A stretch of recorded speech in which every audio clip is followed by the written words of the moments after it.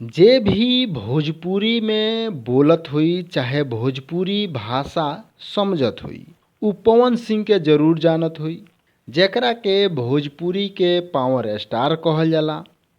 Pawan Singh film के साथ साथ नया नया गाना हमेशा लियावत रहीने और अपना चाहे वाला लोग के मनोरंजन करावत रहीने। उ अपना आवाज से फैंस लोग के दीवाना बना के रखीने। पवन सिंह के गाना के बात करी तो व्यूज के मामला में रिकॉर्ड तोड़ देवेला।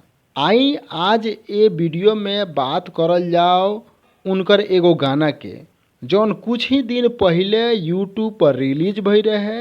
अभी तक यूट्यूब पर 112 मिलियन व्यू प्राप्त कर गईल बा उ गाना।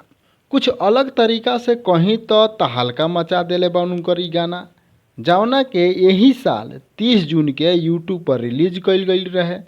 पवन सिंह और हीरोइन आस्था सिंह रोमांस करत बा लोग। गाना के एगो घर में शूट कईल गईल बा आ पीछे कोई डांस करत नइखे। पवन सिंह के इ गाना के नाम ह राजा जी। ए गाना के यूट्यूब पर आदि शक्ति फिल्म चैनल पर रिलीज कईल गईल रहे।